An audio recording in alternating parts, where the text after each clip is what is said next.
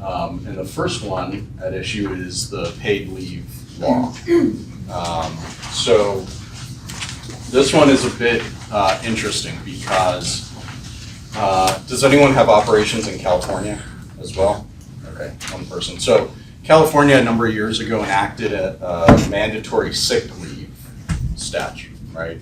And that's, you have to provide sick leave in California to your employees, and you have to provide so many hours per year and that sort of thing. Well, Nevada, for whatever reason, decided to do just a much broader paid leave law. So this could include sick, could include vacation. The unique thing about the new statute is that it doesn't matter, and you can't require the employee to give a particular reason for why they're taking the leave. You have to allow them to have the leave time. So the mechanics of how it works is there's an accrual process. And so most employers have a similar accrual process, but this is going to be the new mandatory benchmark. So it's 0.01923 hours for each hour of work performed. And if someone's full-time working 40 hours a week on an annual basis, that generally equates to about 40 hours a year of paid leave, okay? So if you have a paid leave policy or some sort of PTO policy that does not meet that threshold, you're gonna have to increase it so that it meets that threshold. The other part, though, of this law is it applies to employers with 50 or more employees. So the few of you in here who have fewer than 50 employees don't have to worry about it. The old rules still apply, which is you can offer any kind or no leave if you want to under Nevada law, and you can slap any kind of conditions on it that you want, essentially. But if you have 50 or more employees, the new statute's going to apply. It exempts temporary, seasonal, and on-call employees, okay? You don't have to provide the leave to those individuals. The thing that's not clear about this new statute is, do any of those people count as part of the 50, right? So if you're right on that threshold, let's say you're at 45, 47 employees, and you've got seasonal workers, is that gonna count toward the 50? And the answer is we don't know. The statute's unclear about that, and it's something that's gonna have to be litigated over, probably, and a court's gonna ultimately have to make that decision. So it also exempts employees who get more paid leave pursuant to a contract, other policy, collective bargaining agreement, or other agreement, right? So sometimes you might have a particular employment agreement with executive management employees or something like that that might offer something different than what this minimum threshold is, and that's fine to do that. So you can limit the usage to, so it has to start accruing from day one. That's kind of an important point, because sometimes accrual in some employers' policies don't start to accrue until after a waiting period. It has to accrue from day one, but you can wait until the 90th day before you allow employees to start using it, okay? All right. So this is the part I was talking about with regard to the reason for use of the leave. Employee does not have to give a reason for use of the leave, but must provide notice as soon as practicable. So one of the things, does anyone have separate sick and vacation policies? Okay. So this new law creates kind of a weird situation if you've got a separate sick and vacation bank. Honestly, the easiest thing to do would be to merge those and treat them all as a single PTO policy. That's probably the easiest. That might, cause heartache depending on what people have accrued and how you credit that if you decide to merge them into one PTO policy. If you decide to keep them separate, though, it seems clear that you can allow for the new PTO as a minimum for vacation, and then you have to give the sick on top of that. So this up to 40-hour per year accrual would apply for the vacation side, and then you have to give some sick leave on top of that, right? And you can't, so, you know, if you have a point system, for example, and Charles and I were talking about this earlier, could you still give someone a point? Let's say they call out sick, right? It doesn't seem like there's anything in the new law that would prohibit you from giving a point for calling out sick if it's not something in advance that was approved. To allow them to use the time as PTO so that they get reimbursed if they want to, you know, for wages, basically. It does prohibit retaliation for leave. Now, upon separation, this is a good thing for employers. Upon separation, employers essentially can do whatever they want, like they always could in Nevada. You can decide, you don't have to pay it out, but you can decide to pay it out if you want to. You're not required to pay out unused sick leave. Yeah. Are you required to carry over? So up use to it or 40. So it's up to 40 You must carry hours over. accrued per year. And if they hit that 40, I would recommend you carry it over to the following year, but they wouldn't accrue anymore at that point until they start using some, and then they can accrue them. Right. Good question. All right. Any other questions on this one? Because this is yeah. So we're talking about these are companies or businesses that have 50 or more employees, correct? Yes, correct. Yeah, so if you're under 50, doesn't apply to you. The old rules apply, and the old rule is you can do whatever you want with regard to PTO, because at least Nevada is friendly to employers in that way. Right.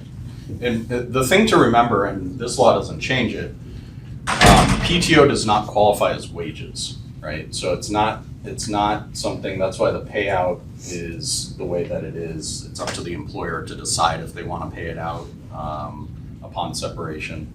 The PTO doesn't qualify as wages, so that time it only becomes wages once it's paid for the time that the employee takes off, okay? But if you're talking about you know, work time or how many hours a person's worked, PTO time doesn't count as hours worked, okay? Whether it's under this law or if you have less than 50 employees, doesn't matter. Can I just say something really Yeah. quick, Tony? You should remain consistent to whatever the policy states. You pay it out to some people, but you don't pay it out to another. That's not being consistent with your policy. So you should remain consistent with your own policy. Meaning, do not pick and choose who you're gonna pay the PTO at the end of your termination time. So remain consistent within your own policy. So, and that's a good point. So let's just digress a little bit and talk generally about that issue. So she's absolutely right. If your policy is to pay out PTO on separation, you're gonna wanna do that across the board. Now, your policy though can have exceptions. So for example, some employers will do something like, well, we'll only pay out PTO if you give us a 2-week notice, you know, and that's a good incentive. If you're having issues with turnover and employees aren't giving, you know, at least a 2-week notice, you can say, hey, if you give us a 2-week notice, we'll pay out your PTO, okay? You can also say, well, if we terminate you, and instead of a voluntary resignation, if we fire you, we're not paying it out, okay? So those are a couple different ways to handle it rather than just pay it out in all cases for everyone all the time. But you have to remain consistent within those policies, whatever your policy is, right? You can't treat the employees differently or you're gonna get an EEOC charge. All right, any other questions on this one? No? Okay, so this is more procedural. The labor commissioner is gonna create a posting that each employer will be required to post about this policy. We're still waiting to see what that's gonna look like. On each payday, you have to remember to account for the hours, and there has to be some sort of accounting system in place so that you can track it and that the employee knows how much time they have. All right, let's go on to the next one. Oh, yeah, go for it. So just out of curiosity, we currently give our employees 40 hours in, like, say, their first year of employment with Okay. us. Do we have to give them, and it's just PTO time, do we have to give them an additional? No, Okay, so. So this as long as is we're not- meeting that 40. correct. We're safe. So this is a minimum threshold in total, right? So it's not, if you already have a PTO policy, this new law does not create a second tier or something in addition to what you already have. Yeah. Thank you. So what you want to look for is, does your current policy comply with this law? As opposed to, we have to enact a new policy, right? So if it's already compliant, then you're good. Right, and two other things before we move on to minimum wage.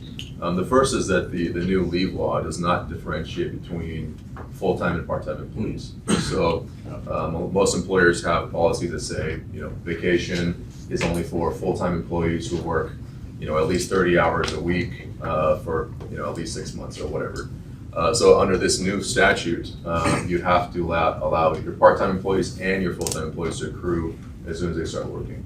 Now, that being said, you can still, again, limit, you can have a waiting period of 90 days to let them, before they can use the vacation, but you have to let all the part-time employees and full-time employees accrue it. Also, you have to remember also that the temporary and seasonal and on-call employees are not given PTO pursuant to this statute. The second thing is, towards the end, we had a point of. Go ahead. I'm sorry. Sorry, how do you define temporary versus like part-time? So that's a great question. It's not defined. Right. There are things that we can look at in terms of whether an employee is temporary or a regular employee. So we can look at, for instance, a seasonal employee, right? So if you have a seasonal employee who, let's say, works at a pool, so you have them on your staff for 3 months out of the year, like clockwork. So only 3 months out of the year, and then you lay them all off, and then 9 months later you rehire a new group of people, lay them off, and so on and so forth. Then you can comfortably say that, that's a seasonal employee, right? But where it gets a little bit muddy is, for instance, if you have a group of on-call employees who work for you every week, right? If you have an on-call employee who works for you 2 days out of the week, every week, is that a part-time employee, or is it a temporary or on-call employee? That's where it gets a little bit muddy. So in terms of how it's defined, it's not defined in the statute. Again, like Tony said earlier, it's probably going to be subject to litigation. But if you have so one of the other themes about all these statutes or all these changes is that because of the fact that they're not as clear as we would have hoped, it's impossible for us to kind of, imagine every single scenario. So again, to the extent that you have any questions or to the extent that something's not clear, we'd really encourage you to reach out to advanced staff, or you can contact us as well. All of our information is on these presentations. That's not a satisfying answer, I know, but it's the best one we have right now. So what I would suggest is if you have a temporary employee, if it's clear that there's a specific block of time that person is working for you, and it's unlikely that they're gonna work for you again, that you can count as a temporary employee. But if it becomes pretty consistent, I would say over the course of several months, I think you're gonna have to count that person as, a part-time employee or something like that, because otherwise, it's gonna be a factor test like so many employment laws are, right? And so you're gonna wanna look to see, all right, how frequently is a person working for you? What length of time is the person working for you? And are their job duties, are they really just there temporarily to handle a particular project? Are they covering for a gap? Maybe someone's out on leave or something like that. Those I think you can say are temporary employees, but when we're talking about, hey, are they actually filling a job opening in your organization, that's gonna be harder to justify as a temporary employee. How does 1099 fit into all of this? It doesn't, so if someone, and that's a whole another presentation that we can do, but if someone is truly classified as an independent contractor and they're properly classified as an independent contractor, none of this applies to them. This only applies to employees, right? But if you have issues of whether someone might be misclassified, as an independent contractor, they could certainly say, hey, I've been misclassified this whole time as an independent contractor. I really was an employee and I'm entitled to this. Well, that's gonna create a legal issue, obviously, right? All right. Yes. So if we didn't have a PTO plan established before this goes into effect, does the accrual start January 1st, 2020, or is it backdated to whenever they were hired? Good question. It would start January 1st, 2020 is what I would say, yeah. Most laws are not retroactive, so the default of the way a new statute works is it's not retroactive unless it says specifically in the statute that it's gonna be applied retroactively, or unless all it's doing is clarifying existing common law, and that neither of those situations apply. So I think we can reasonably say January 1, 2020 onward. Anything else? Any other questions?